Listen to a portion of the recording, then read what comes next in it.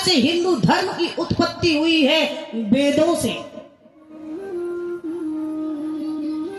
गीता में श्लोक भी वेदों के हैं, रामचरितमानस में श्लोक वेदों के हैं। वेदों से हिंदू धर्म की उत्पत्ति हुई है और वेदों में भी ऋग्वेद, यजुर्वेद, सामवेद, अर्थवेद में एक वेद कहता है ऋग्वेद, मैं भी अनाथ नहीं हूं। ये मानता हूं कि हिंदू धर्म की उत्पत्ति के रचयिता वेद हैं और वेद भी कहते हैं कि हम अनाथ नहीं हैं, हमारी भी मां है।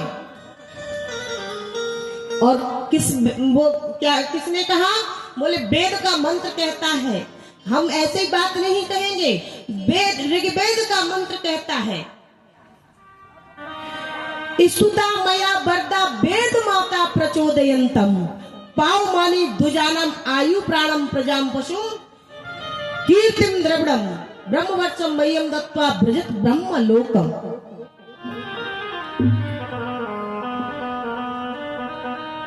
हमारी जन्मदात्री भी माँ है और हमारी माँ कौन है?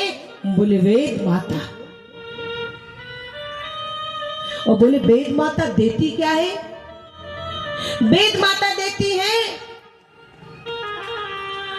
आयु प्राणम प्रजाम पशुम कीर्तिम द्रविड़म, ब्रह्म वर्चस्व की। जो गायत्री मंत्र का उपासक होता है उसकी आयु बढ़ती है। जो गायत्री मंत्र का जप करता है उसकी प्राण शक्ति मजबूत होती है। जो गायत्री मंत्र का जप करता है वो निसंतान नहीं हो सकता है, प्रजान। और बोले जो गायत्री मंत्र का जप करता है उसके यहाँ पशु तत्व की यानी दूध घी की कमी नहीं होगी। कीर्तिम द्रविड़म, जो गायत्री मंत्र जपता है उसकी कीर्ति हमेशा ऊंची उठती है। और द्रविड़म, धन दौलत की कमी उसको नहीं होती है।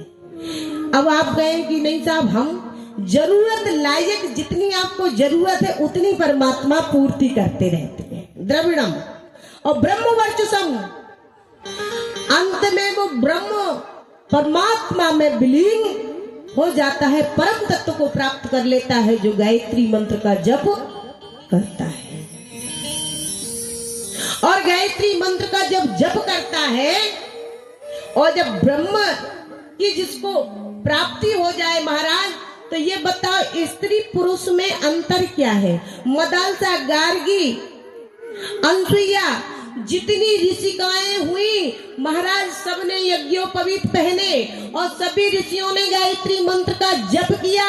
और जब पति ने जप किया तो पत्नियां अधिकारी क्यों नहीं हो सकती हैं? और जब पत्नियां अधिकारी नहीं हो सकती तो फिर पत्नियों को अर्धांगिनी क्यों कहा? और अगर अर्धांगिनी कहा है तो आप आधे अंग से जप करोगे क्या? पूरे अंग से जप करने का अधिकार नहीं है?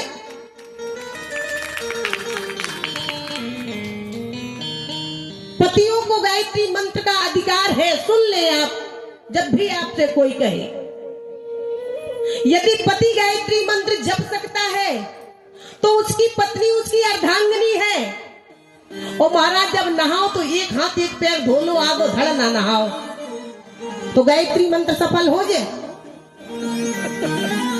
आधे अंग में लकवा मार जाए और आधे से पूजा माला करो, आप कर ले, भगवान भी आ जाए तो नहीं कर पाओ। जब तक पूरा अंग आपका निरोग नहीं होगा। तो पत्नियां अर्धांगिनी है, बिना पत्नियों के जो जप करते हैं, हम चैलेंज देते हुए लकवा के मरीज हैं और उनकी साधना सफल नहीं होगी। जिनके घर में पति पत्नी गायत्री मंत्र का जप करते हैं, हमने कल भी कहा था, दोनों पहिए गाड़ी के एक से हो तभी गाड़ी चलती है। हाँ, इतना हो सकता है, किसी को कम समय है, किसी को ज्यादा समय है। पत्नी की माला पति कर ले, पति की बची हुई माला कम समय नहीं मिलता तो पत्नियां कर ले, ये तो हो सकता है। लेकिन ये कहे कि गायत्री मंत्र स्त्रियां नहीं कर सकती, ये झूठ है, फरेब है, अज्ञानता है। जितने लोग यहाँ आए सब गायत्री मंत्र का जप करें, और कोई आपको उलझाए तो हमारा नाम नंबर ले लेना।